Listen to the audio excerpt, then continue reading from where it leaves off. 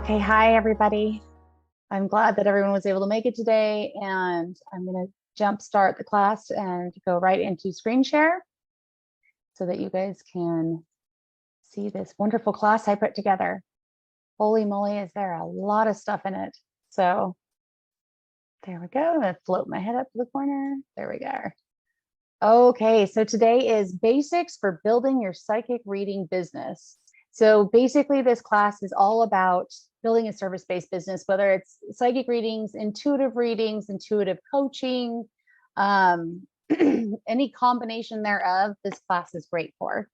So we're going to start off with manifestation. So how to manifest your perfect business. What is manifestation? It is the ability to create and bring in your desired goals, your wants, your income, outcomes, all the above. Basically, when it comes down to it, I mean, that's why I put happiness and joy up here. Our goal is to create something that brings you happiness and joy.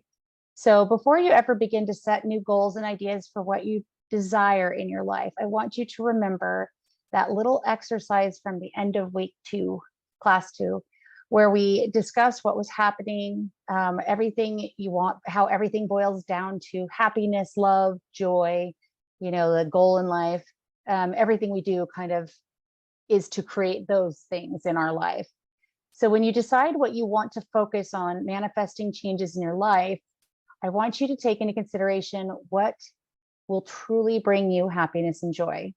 Most of you are here because you are helpers. In fact, most of us have been guided to help people in one way or another, one direction. Like I said, either through readings or coaching. Either way, your intuition is going to help you with any of these service-based businesses. Okay, also remember that like attracts like. So you want to maintain your higher energetic frequency level to attract what is in the same energy frequency. I don't know how many of you have watched The Secret, but it kind of covers a little bit of that. It's like the beginner guide for manifestation. I've actually, because I had to postpone last week's class, I added an extra gift into this course. It is a PDF copy of the manifestation mapping method that I've developed to kind of jumpstart you on your manifestation path.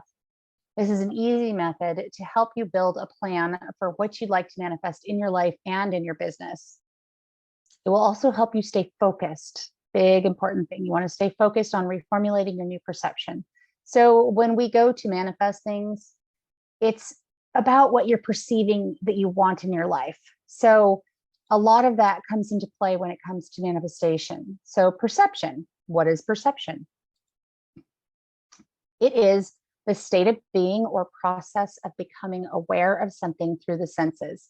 Now, a lot of people think that that's their fifth senses. I'm talking about fifth and sixth. The whole reason behind this course is to start rewiring and integrating those six senses into your day-to-day life, right? Your fifth senses give you a preconceived perception of your existing world. It's what we can see, touch, taste, hear, smell with our physical body, right? Excuse me.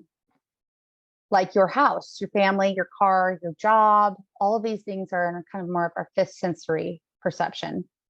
What we have hopefully accomplished throughout your experience in the Can You Be a Medium course is that our true reality consists of both what we can experience with our fifth senses and now what we can utilize and experience with our sixth senses. Utilizing all of your senses will expand your reality and thus your personal universe. Your reality makes you the center of your own universe. With this concept in mind, I want you to see yourself and the platform that you would like to accomplish. The platform being, how you're going to utilize your gifts. Do you want to use your abilities to create a business simply for personal fulfillment or for both? Do you want to see people in person, strictly do phone sessions, or maybe you would just like to work with people virtually? You have the choice, and it is your concept that you will move forward with. How do you see yourself using your abilities? After you offer, if you're offering traditional readings or coaching services, this is a decision that you want to make before you go into how you manifest things with your perception, okay? So if you decide that you want to maybe just do intuitive coaching to start off with, That's how you want to gear your goal of manifestation. Sorry. Are you going to offer specialized sessions, such as like a niche? Example, readings or coaching sessions for military members, families, coaching for massage therapists, coaching for therapists. I mean, there's a million examples that I can give, but sometimes instead of just focusing on a broad spectrum, sometimes it's actually good to find a niche that you actually work with better. It works for you too. Think about what makes you stand out in a unique way aside from the obvious. Your superpower, six senses. In this section of class, I will cover how to go about opening a business where you can utilize your abilities, your unique abilities, to provide services such as readings, intuitive coaching, or providing a combination of service-based offerings. Some of you are already service-based practitioners, so this will actually help you even with your existing businesses. Okay, business building. We're going to give you kind of an outline. So if you're taking notes, now's the time for sure. Setting up your service business. Service-based businesses have an overhead too, but the product mainly just costs you your time. Okay. Are you going to work out of your home? Are you planning to rent an office? Some people really like the work home separation. I have done both, and both work. So it's really a personal preference on, maybe you're just planning to do phone and virtual sessions. You don't really need to go and get an office unless you like that work home separation. And then you want to think about what kind of supplies you're going to need for your service-based business. Simple things, even like a cell phone. Are you going to use your personal cell phone to handle all of your clients, or are you going to purchase another line for your business? Which, the nice thing about having some of that separation is that, if your personal phone rings, it's for you. If you're running your business through your phone, it can get a little confusing sometimes. Then there's things to consider, expenses like utilities, decorations, office supplies, notepads. Boy, do I go through a lot of pens and notepads. Are you going to have assistants? Are you going to maybe have a virtual assistant? I mean, they have a lot of those available now. I have a real person assistant, but she is basically virtual. So, but that's another overhead expense, right? And then when it comes to building your business, you want to think about the value of your time. Don't forget that your time has value. Run the numbers to see what your overhead expenses will be if you decide to get an office, if you decide that you're going to see clients elsewhere. Sometimes, a lot of people will go to another business and maybe they'll just utilize the space that's there and just pay like a one-day fee here and there just to be able to have access to clients. That's always an option too. But yes, run the numbers to see what your overhead expenses will be so that you know what you will need to make to at least break even.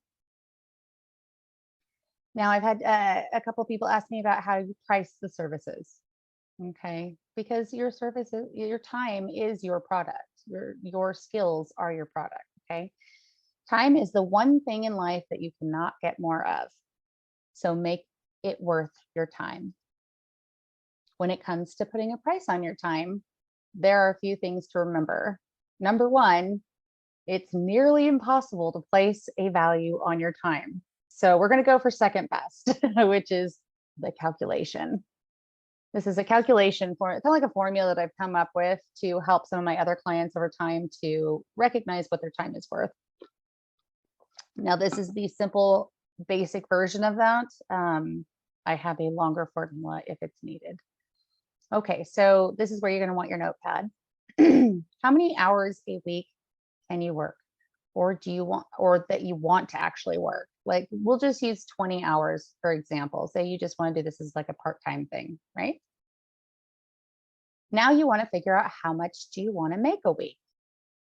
Example, 1,500. For every hour you plan to see clients, you need to plan time for session gaps. That's the time in between seeing people. There's also scheduling that takes up time. Marketing, that takes up time. It depends on how big you want to go with this.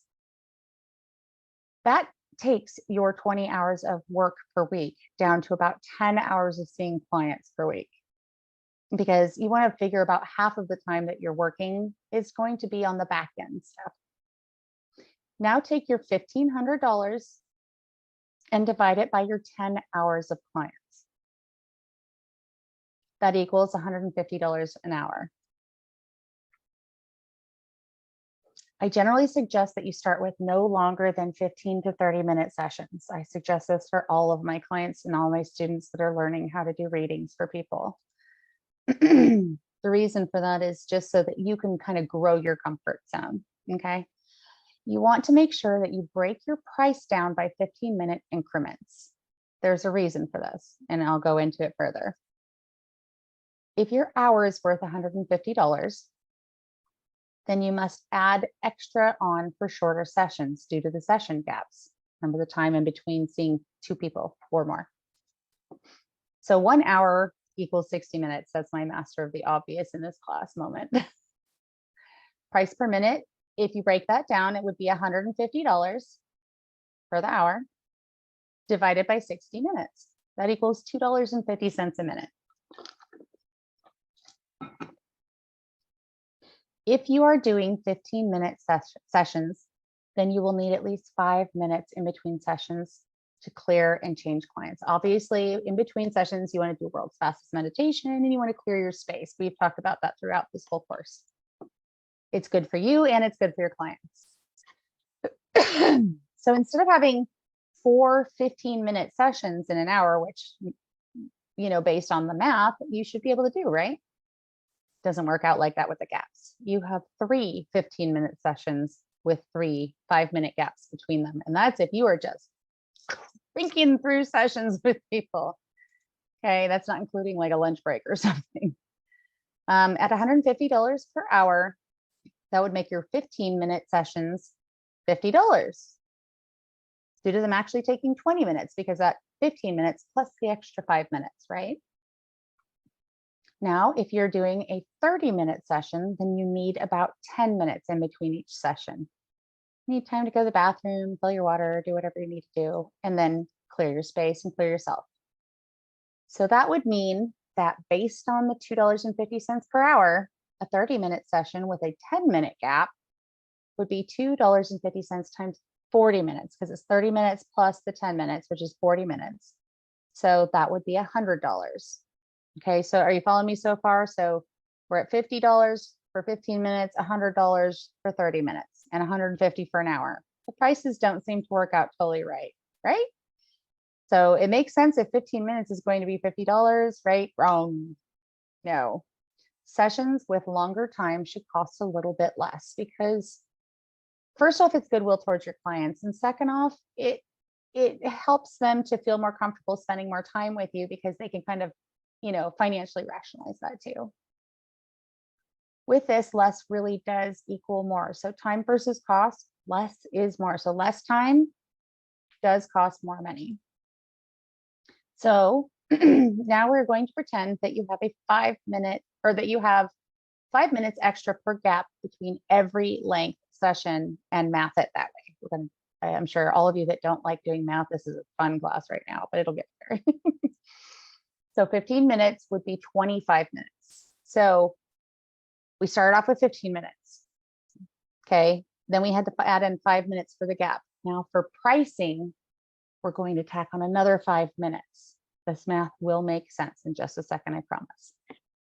So when you bump your 15 minutes to 25 minutes for those 2 different 5-minute reasons, times $2.50 equals $62.50. For rounding purposes and for ease of people paying you, I like to round. So $60. So now 15 minutes instead of being $50 is now $60. Okay, so write that down. 30 minutes would actually be 45 minutes for price. That bumps it to $112.50. So again, for ease of payment and just for a nice solid number, we put it at 100. At least that's for the example. So 60 minutes is still at 150. So now when you look at the pricing, You have a 15-minute session at $60. If they bump up to a 30-minute session, which is two 15-minute sessions, instead of costing them $120, you're saving them $20. So they're only paying $100. And then if they want to go to the full 60 minutes, it's $150. Now you're saving them $50 off an hour. Okay. So it does make sense to people when you just put it without all the complicated math that we just did. Just saying 15 minutes is 60, 30 minutes is 100, and then a full hour is 150. Now that's just the math that I'm using for an example. You need to figure out what the pricing is for your own session. So this is a basic time calculation formula on how to price your sessions. You can change the numbers around to decide the value of your own time. Okay. So, depends on how busy you get, how booked up are you? I mean, there's a whole bunch of other things that go into the formula. But to start off with, that's a good basic, calculation to use. And then make sure that you're comfortable with your numbers. All right. Here's why I suggest starting a little higher, because raising your rates can be more challenging once people start telling others what you charge. So once you start having word spread, they're like, oh yeah, I paid this much for this reading. Then you have to go and explain, no, I raised my rates.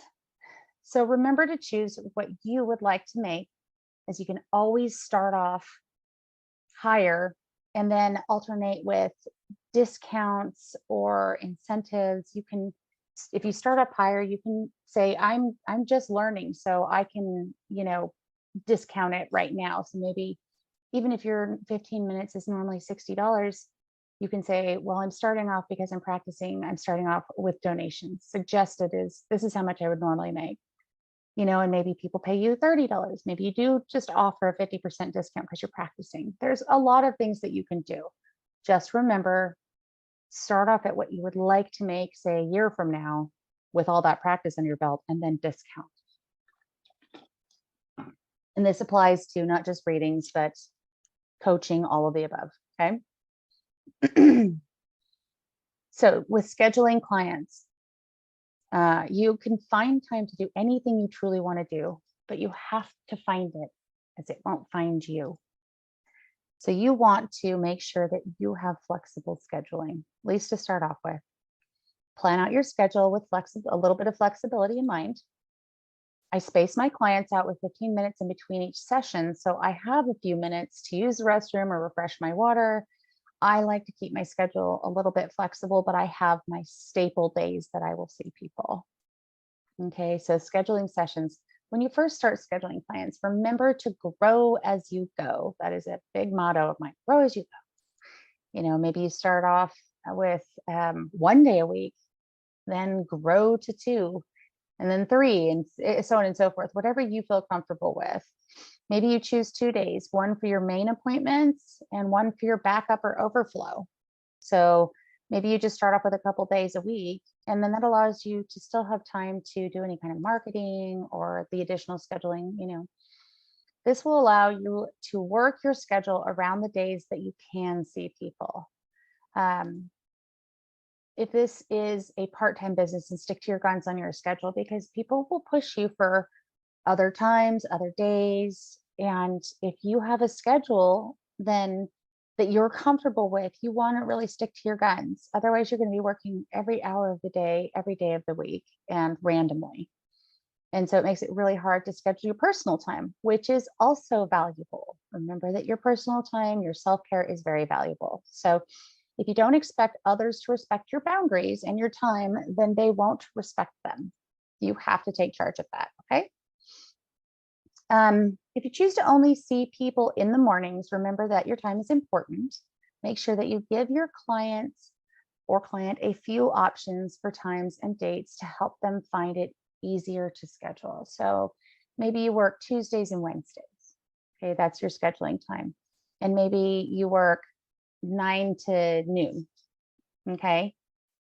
If your client can't make it on one of the Wednesdays, then maybe you have other Wednesdays that you have available or other Tuesdays that you have available so that they can pick another time. Okay. However, I want you to remember that if it's important enough to your client to see you, then they will figure out how to make the time work. You need to value your time. Okay. There are many different scheduling programs that you can use depending on how many clients you plan to incorporate into your schedule.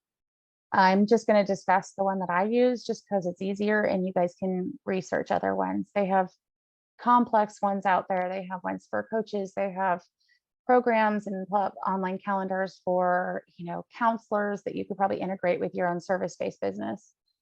Personally, I use Google to maintain my schedule through their calendar. Why? Because it reaches everywhere. I can share it if I need to. With business, the efficiency, effectiveness, and cost versus income are basics to success. So if you can find something that's more affordable, try to. If you jump full gun into a bunch of expensive programs, remember that's going to flow right into your overhead costs. And, the goal is to keep your costs down, at least when you're starting, and keep it simple. So some of you may want to keep things low key and simple, which is what I like to do. So what kind of business would you like to have? What type of business entity would you be? So most of you will probably stick with being a sole proprietor. It's a great option for starting off. Okay. It just means that you file with whatever state you're in or whatever area that you're in. You can just go in and get a DBA, which stands for doing business as, where you can file for a business name. So if you're just using your personal name and your personal social security number to file your taxes under, that's just fine. You don't have to go in and do a DBA. You don't have to do diddly squat, but you do have to report it. So you do want to make sure you track that. Okay. If you make over, I can't even remember the exact amount, but last I checked, I think it was like $600. Then you still have to report it for the year. But don't take my word for that. Look it up or ask your accountant. When you do file for a name, like say you want to file for an actual name for your business, like I love coaching. We'll just throw that one out there. Then you'll want to go in and do a DBA, a doing business as, because then if somebody makes a payment to you under I love coaching, then you can take that to the bank and actually put it in your account. So it allows you to take funds in the name of your business, but is still legally your name and social security number. So DBA just gives you the opportunity to take payments in the name of the business, but it still falls under, if you're a sole proprietor, it still falls under your social security number. For those of you accounting geeks, that would mean that you would just file a Schedule C on your taxes, or your accountant would. But it allows you, you want to definitely track your expenses so that you can write those off against the income you make. An ABN is essentially the same thing as a DBA, but a different term that just stands for assumed business name. That's what they use in Idaho for a DBA. So if you go on to the Secretary of State to choose a business name, it would be an assumed business name versus a DBA. For a service-based business without partners, here are a couple of options. So if you're just practicing by yourself, okay? Aside of a sole proprietorship, there are things like an LLC or an S corp. There's multiple options, like especially if you're going to do like a nonprofit. But I don't know about you. When I work, I like to actually make money, so because that's that value in your time.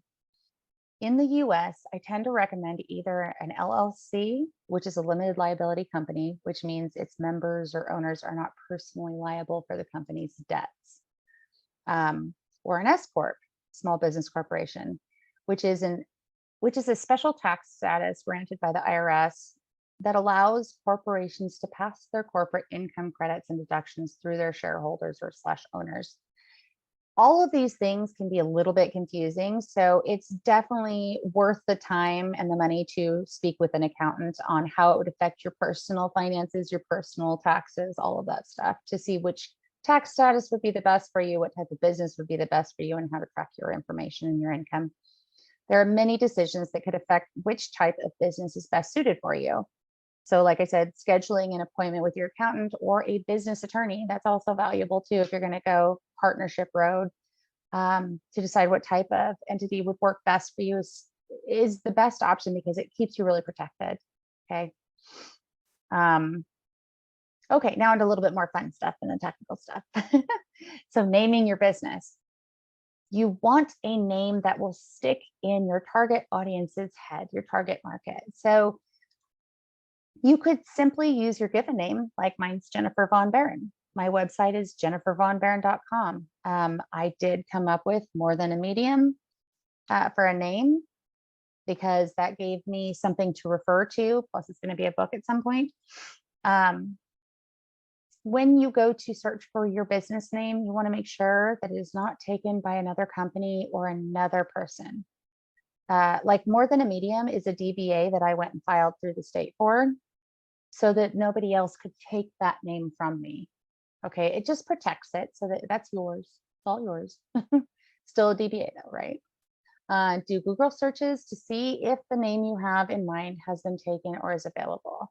I also like to check at the state and federal level. So, making sure that nobody's taken your name so that it's not, just in case it's trademarked by another company or registered by another company in the state you're in, or, in the US, you don't want somebody going, oh, I trademarked that. So you can go check the trademarks to see if somebody's registered your name. Okay.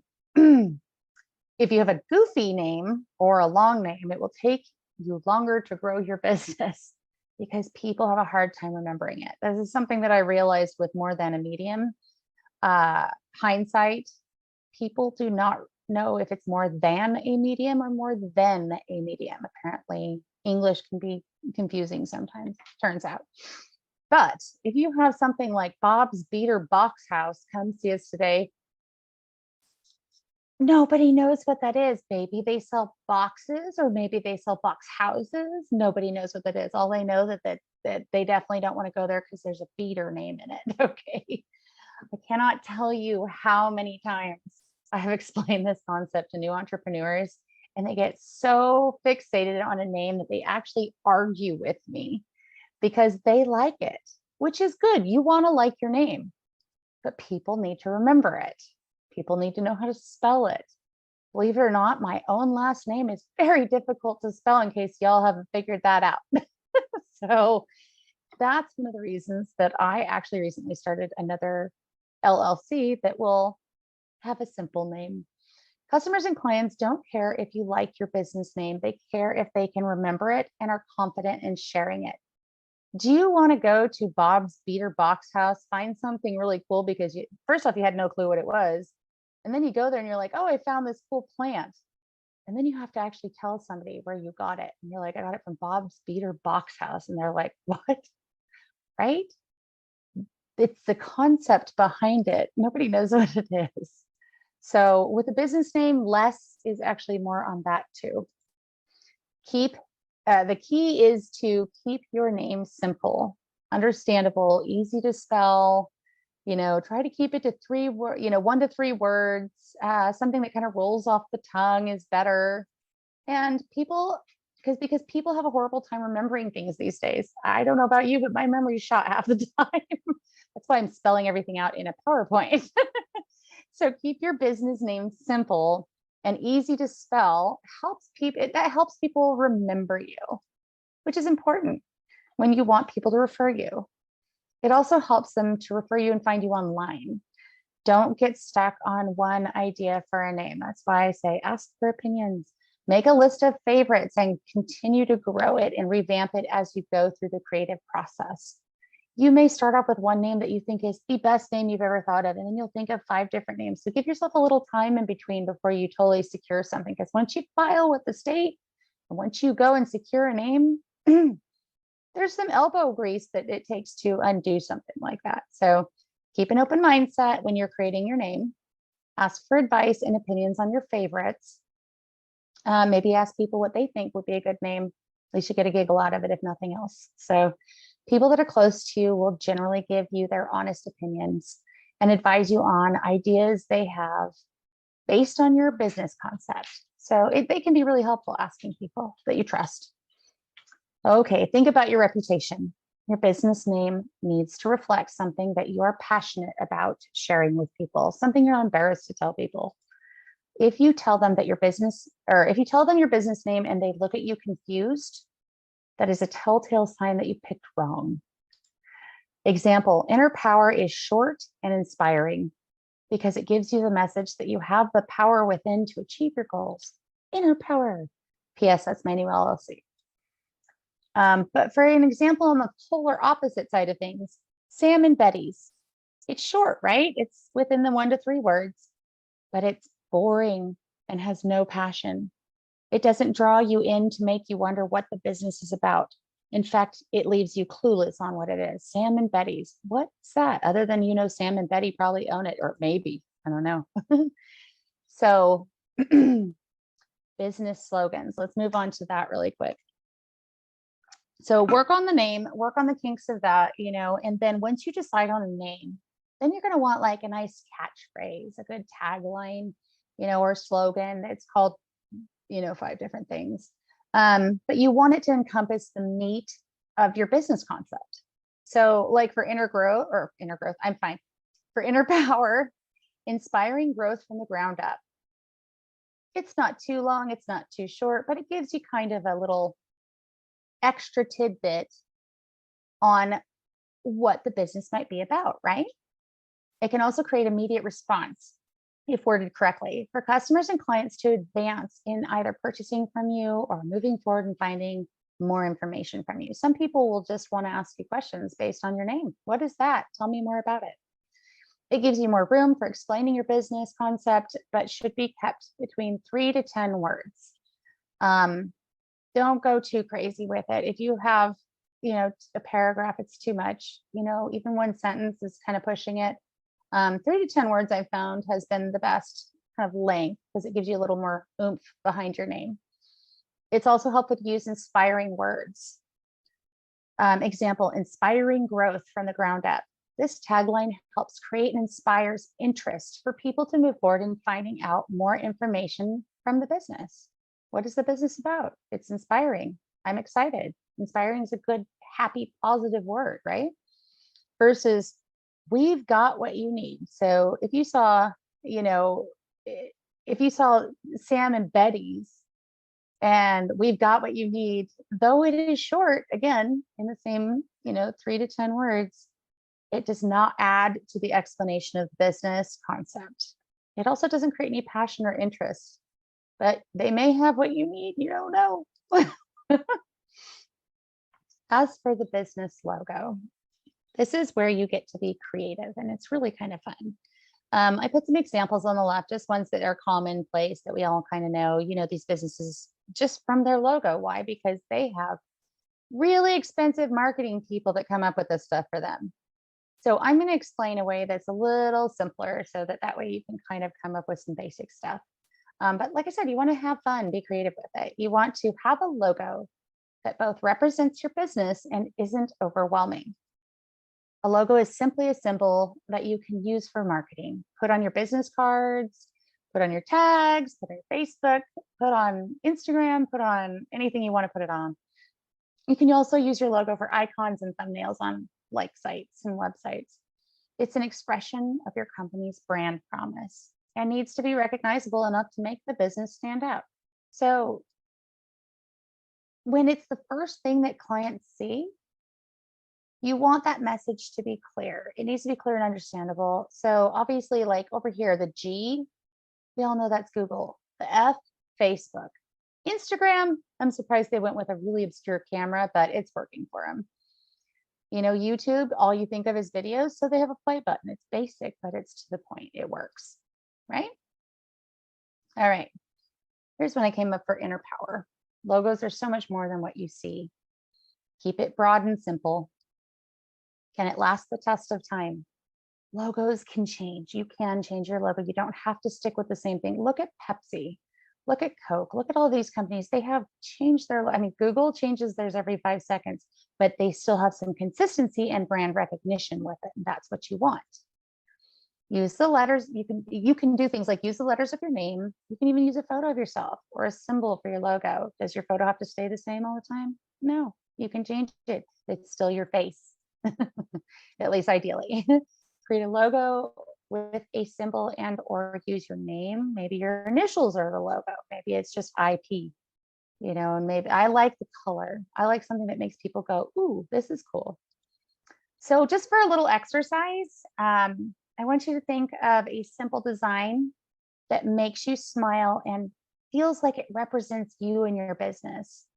I I'm going to tell you right now, because we're going through the class and there's a lot to share, that you can do this later. Just make a note to come back and do that, so that way you can, create your own logo. And again, same with the name. You can have several different ideas. Run it by somebody. Say, what do you think of this? I can't tell you how many times I've created logos, shared it with a couple people, and they're like, yeah, and I've created it 5 different ways before I came up with one that I liked, and the one that people were like, I get that. That makes sense. So it's always good to get opinions. Canva, for any of you that don't know what Canva is your friend. Canva is your friend with business. No, I am not promoting them as a business thing, anything along those lines. Like, I do not get a kickback from Canva. I just am giving you my personal preferences, little disclosure, but it is really fun to play with. You can make memes, you can do all sorts of stuff. So, but we'll cover that in just a little bit. The next thing you do, once you've secured your name and you know what that is, and you've got a logo and you're happy with it, then I want you to think about setting up an email account.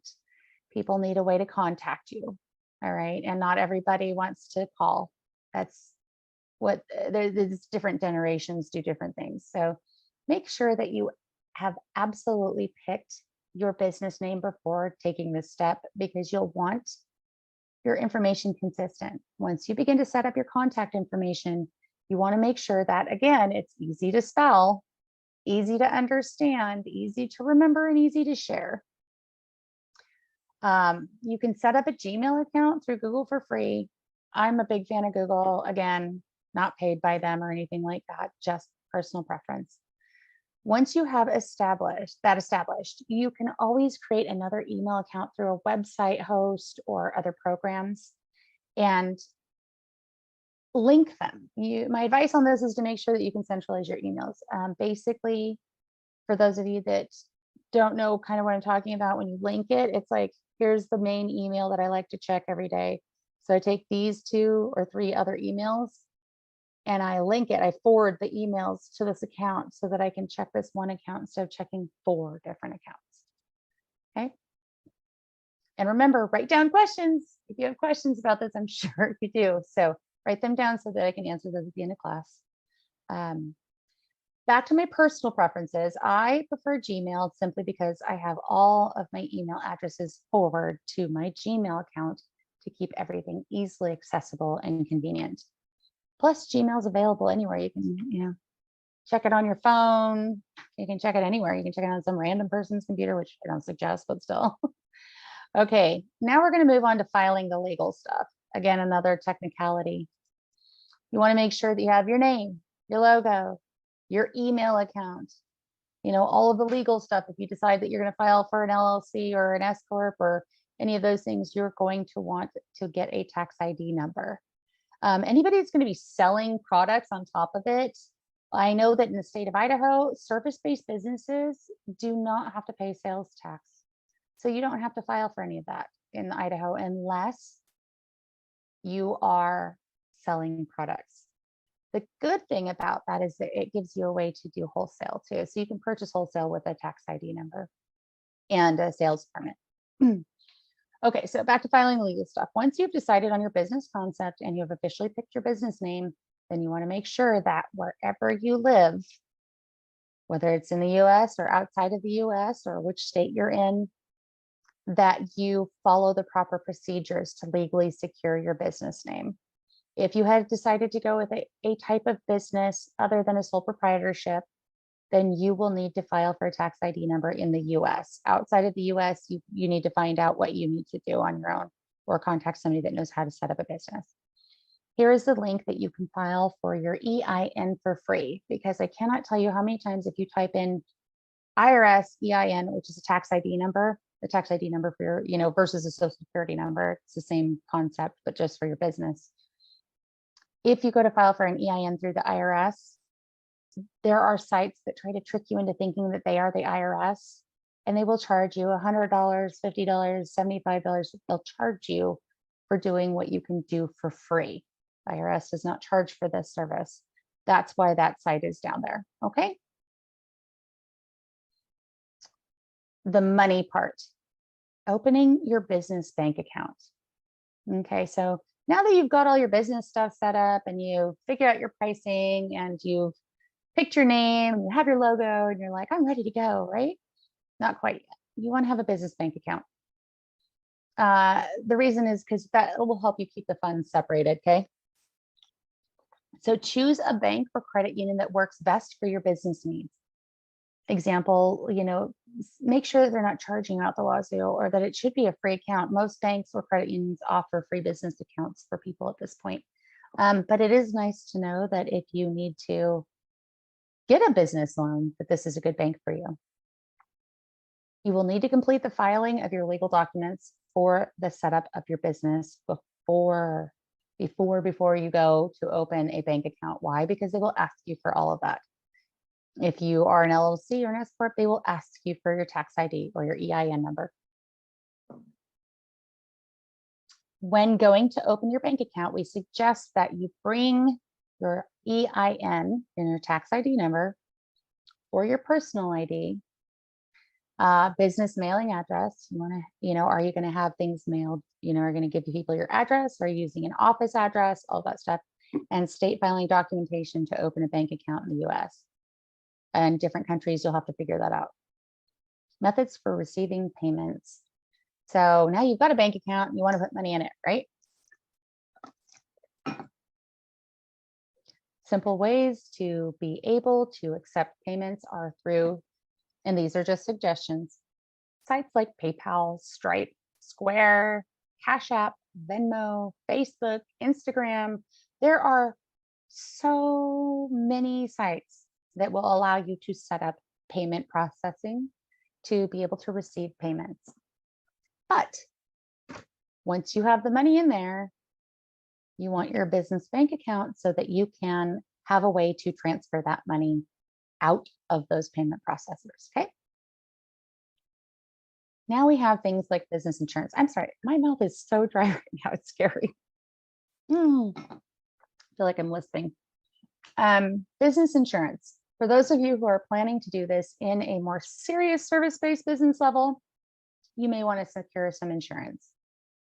If you are renting or leasing a space, then you may want general liability insurance to cover your business assets and any liability if someone is injured on the premises. Say you have somebody that walks in and they trip and fall and they hurt themselves. Who's going to pay for that? You are if you don't have any insurance. So, for example, I have professional liability insurance for my coaching business. The reason I have that is because even though I feel that I have the best clients on the planet, which I really do, I could always have one random one that's crazy and decides that they want to try to sue me. Have I done anything wrong? No. Does it matter if somebody wants to sue you? No, you still have to pay to defend yourself. So that insurance helps cover those types of expenses. I had to do a lot of research to find the insurance company that was right for me. So if you're planning to be a coach or a teacher, I've provided a link to a company that I actually really like that I use. Research your insurance companies, get some different quotes. It's always good to get more than one quote. I just personally like this one because they actually cover coaches. Okay. Now on to accounting. To run a successful business, you must set up a way to track your finances. Income and expenses, boring, but necessary. Accounting programs. Okay, there's many ways to track your finances. On Google, they have Google Docs. You can go into Google Sheets, which is similar to Excel. Microsoft has fantastic programs also. Microsoft Excel is, like I said, Google Sheets and Microsoft Excel are very similar. But also a very effective way to track your books. If you're running just a small business, you can just set something up to income, expense, and then what is it? So that your accountant's happy with you. Then there's QuickBooks, which is and they have an online version that seems to be very popular right now for people. I know that there's people that know nothing about accounting and can still utilize QuickBooks online and seem to find it a fairly simple process. So, websites. If you plan to create a website, then first secure your domain name. I can't tell you how important that is. JenniferVonBehren.com, more than a medium.com. Can you be a medium.com? Try to keep your domain name as similar to your business name as possible. You want to be able to search for a domain name that isn't already taken. It's kind of like doing your name search. Now you want to do a domain name search. Okay. I use 1&1. There's places like GoDaddy. There's a bunch of places you can actually go in and look for domain names. The biggest thing that I suggest when you go to look for a domain name is don't start searching for it until you're prepared to purchase the domain name.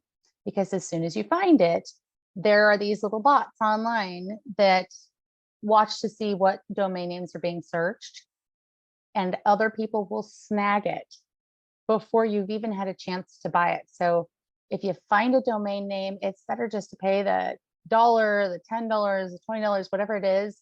If it's something you really love, or if it's your name, or if it's your business name that you've already registered, grab it as soon as you can. Otherwise, somebody will go in and probably snag it before you have a chance to go back and do that. It's happened to me. I do know this from actual experience. Sites that are easy to do this with are GoDaddy, Ionos, which is 1&1, etc. There's lots of sites. So when you go to pick a domain name, I tell this to all my clients, you can do what you want to do, obviously, but try to get a .com. There a lot of them that are, most of them are, there's a ton of them that are taken. However, if you can find, like I have JenniferVonBehren.com, it makes your client's life so much easier. Plus it limits the effects of somebody else having the .com and you're just the .net. You're going to do all this advertising and marketing, and they're going to go to probably the .com instead of the .net. It happens a lot. So just be aware of that. Okay.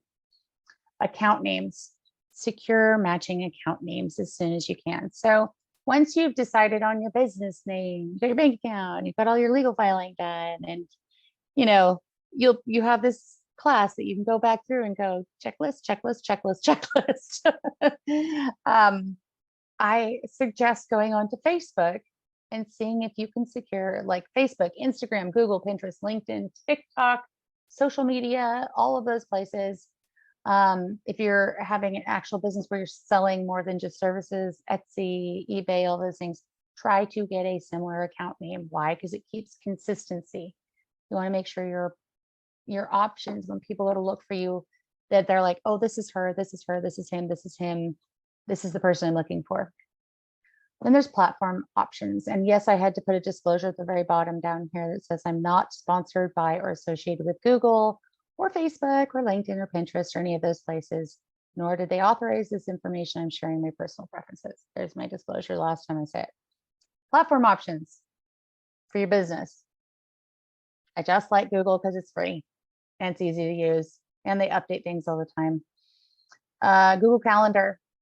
It's free. It's an easy option. The calendar ties directly to your email, Google Meets, and all of the other Google options to help you utilize its options to the max. They want you to utilize all their stuff to the max because it keeps you going there. So it helps keep you organized. An online calendar or whatever options or platform you go with.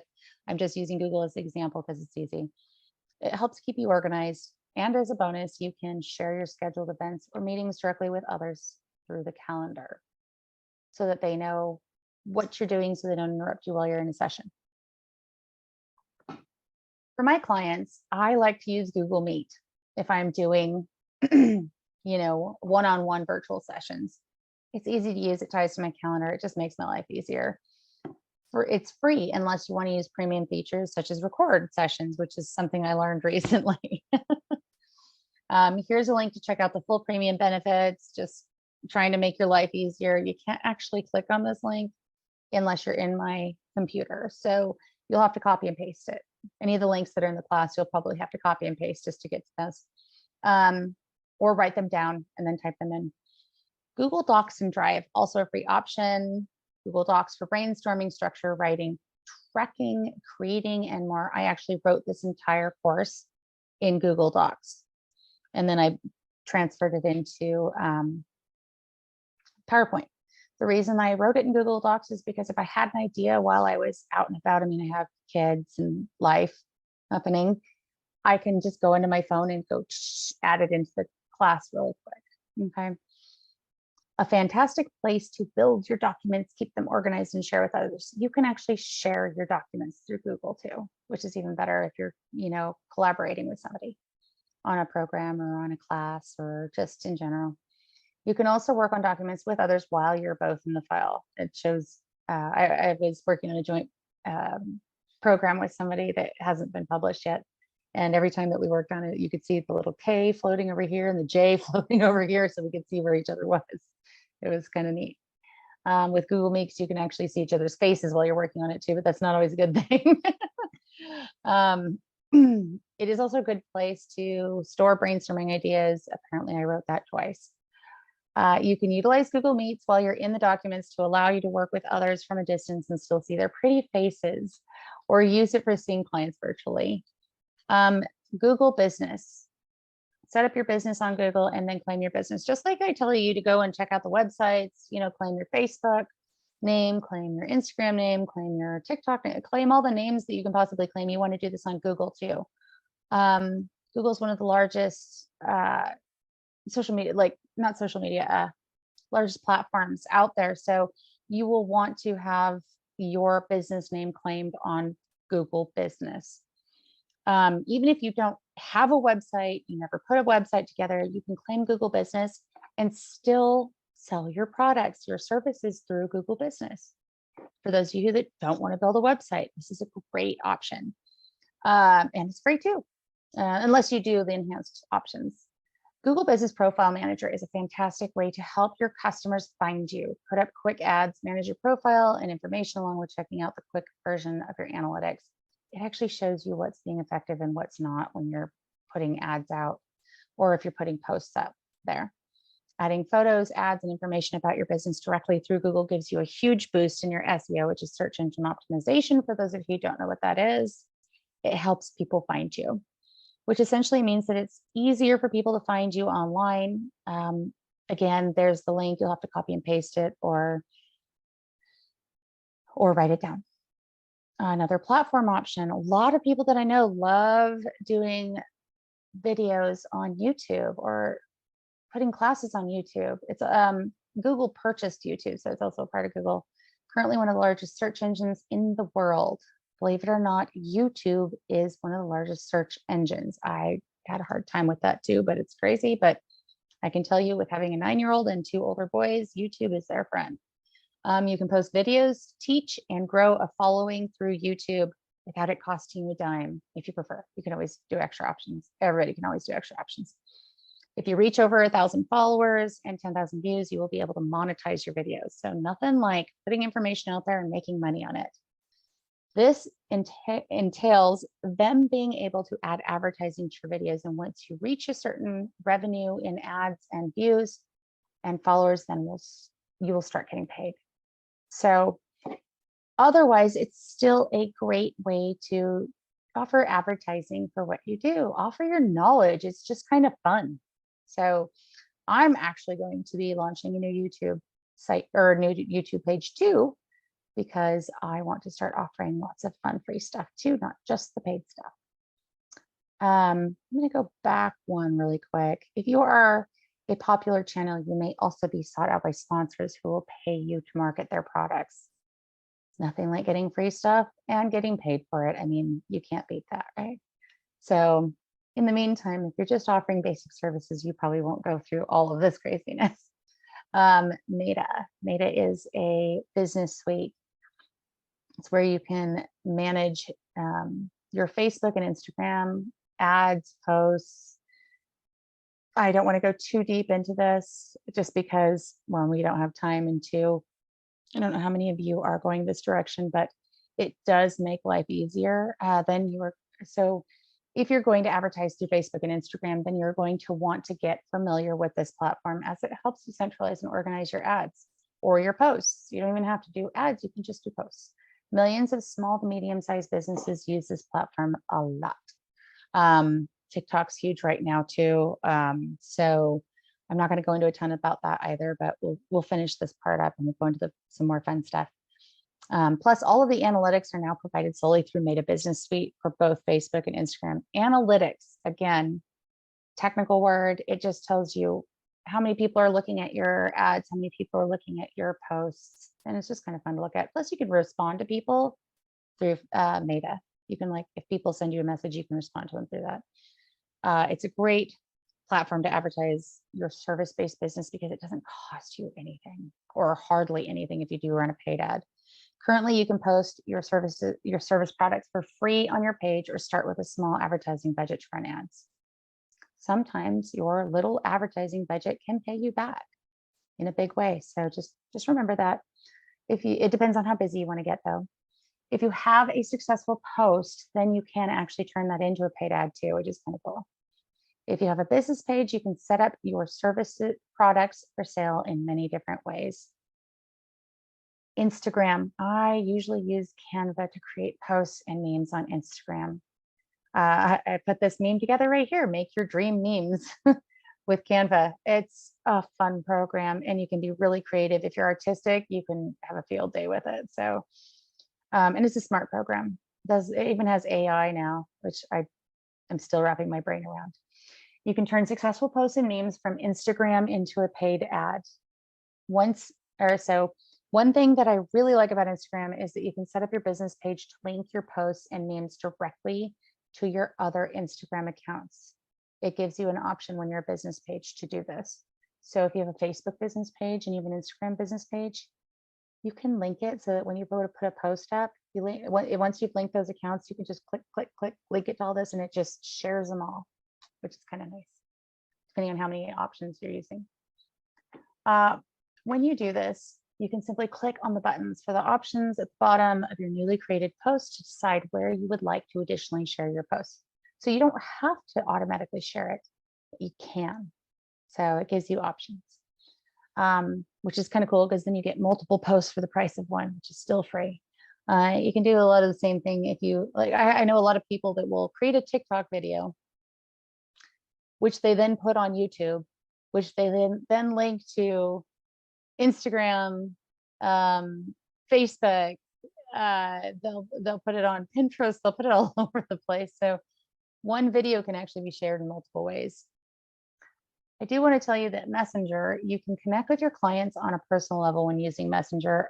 I do like, it's a little old school at this point, but I actually still like using Messenger because I can still talk to people. That's just the little blurb on that.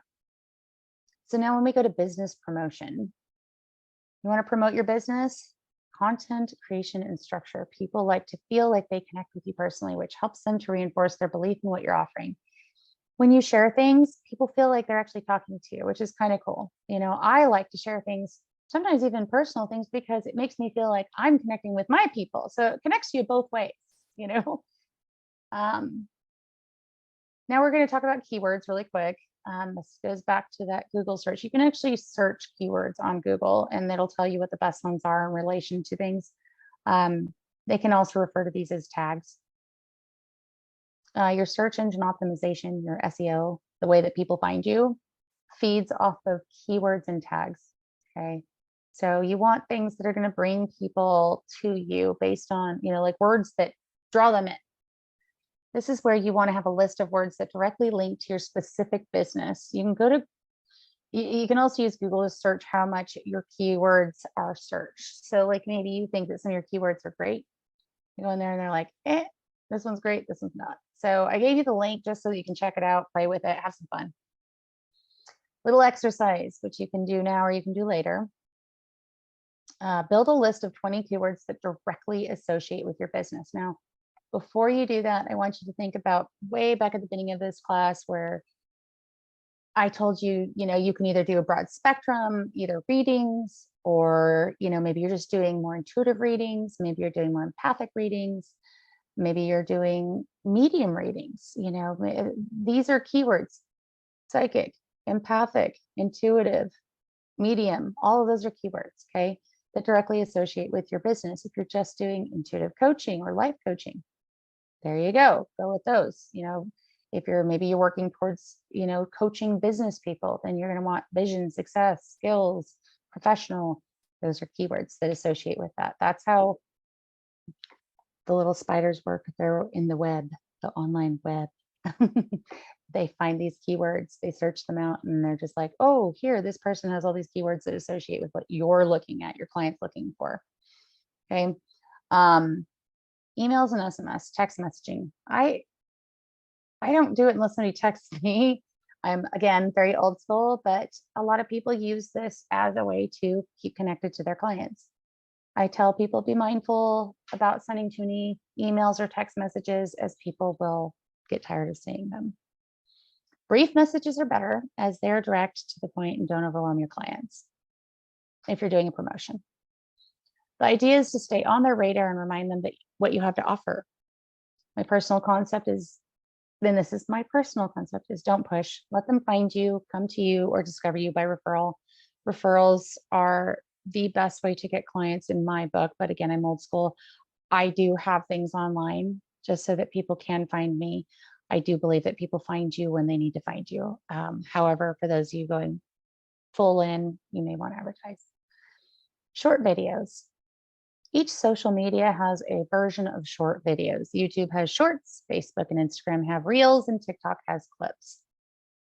You can use specific ones you like, or use the ones that link and post all of your social media platforms, such as TikTok. Again, kind of like I was talking about earlier, people will make a 30-second video on TikTok, then they share it to YouTube, then they share it to Facebook, Instagram, and all their other social media platforms. Get the most bang for your buck. Like I said, you can create videos that are only a few seconds long and then link them to all of these different sites. Even your Google business page, you can even put videos on there. It's just more SEO for your business. So I put a picture up here. I want you to decide, while I'm reading this slide to you, if you think this is a good background or a bad one. So I'm going to go through this now. You can also use short videos to add content to your blog or blog. The vlog is video blog. So short videos are helpful as they allow your clients or potential clients to see you, hear you, get a feel for your knowledge, and become more engaged with you. So that's the, final bit on the short videos. But a few little video tips, just because I've seen so many videos and some of them I want to cringe, and I'm like, let's just share this so that if you go to make a video, that you don't recreate some of the bad habits I've seen on some of these other people's videos. Background matters. It really does. If you're recording videos in an office or from home and want to use your existing background, then at least make sure you're recording in a clean, simplified area with no distractions. You can have a few things like pictures or a plant or things like that. Just don't have it mega cluttered, because you want people focused on you. You don't want them focused on everything going on in the background. So now back to this picture. I want you to decide if you think this is a good background to have. Like say you're facing it, and this is like, say you're facing me and this is what's behind me. How many distractions are there? Some of it's very clean and pretty. Some of it, books on the floor, papers on the floor. There's some good and some bad in there. So I'll let you decide. Okay. You want people to pay attention to you, not your cluttered kitchen or what's going on outside your windows. If you have a window behind you, I cannot tell you how often people end up staring at that and what's going on behind you instead. So people like real people. That's another little tip I want to give you. Be real, be yourself, even if you're goofy. I have a really weird sense of humor. I'm sure you guys haven't figured that out yet, but I prefer to be me and teach you than try to fake something. So everyone seems to think you must be outgoing or eccentric in a video. It doesn't hurt. It definitely helps because it keeps people's attention. But if you are more on the conservative side, then as long as you can clearly and concisely convey your messages, you will still succeed. One last marketing tool to add to the little list, the long list I just gave you, are business cards. A lot of people consider these an antiquated concept, or so I've been told. However, people still ask me for them and use them to refer others to me. So obviously, even if they're antiquated, clearly people are still using them. So I'm going to give you a few little tips on how to put those together. First and foremost, when you first order cards, do not order a million of them right off the get-go. I have made this mistake too, a very expensive error, because you'll change things up and maybe you want to add something, and maybe you just don't like the way it looked after a month. I mean, so don't invest a huge amount into them right up front, because you might change them or update the information before using all of them. Make sure that you have at least some of the following items on there, because you want people to actually be able to find you and know who you are. Business name, if you're going to select a different business name other than your name. Otherwise, your name, I would definitely suggest putting that on there. Kind of important. Your address or location, yay, nay. Some people may want that on there. If you have an office, it's probably a good thing to do so people can find you. If you're selective on who, like say you work from home and you're selective on who actually comes to your house, probably wouldn't put that on there. Phone number, if you offer this. Some people do, some people use WhatsApp because they don't want people calling their personal phone. Maybe you're just, people can only get a hold of you through social media. You pick how you want to be contacted. But if you have a phone number and you want people to use it, that's a good thing to put on there. Email, strongly suggest this. I have more people contact me through email than anything else. A website. If you have a website, like I have www.jennifervonbehren.com, it helps people to go to your website and see what you offer. Or maybe you just have everything based on your Google business or your social media site, wherever you want one main spot to be able to refer people to, because that helps them to find you and refer others to you. So wherever your main site is, where you have your products listed, that's what you want to make sure is on there. There's a thing called a QR code. It's not the newest concept, but it still works. You can add a QR code that people can scan with their phones to access all your information. They just open their camera, hover over it, and then it brings up your website or whatever it is you have that links to it. You can do this you can create it your own QR code just by going to a QR code site, like a generator site. I've suggested one that is easy to use. Again, I'm not associated with it. I just have a personal preference. So, and you can copy and paste that. QR code monkey it's easy to use. So follow through for your business goals. All of the best advice in the world will not help unless you take the action to make your business a reality. If you're manifesting this, I tell people it takes energy to make energy. Okay. So if you want people to come to you, if you want that energy coming back to you, you have to put it out. It doesn't magically create itself. So the best way to do this is by setting up a list of what you need to accomplish, which means you'll probably go back through this course very slowly and write this list up.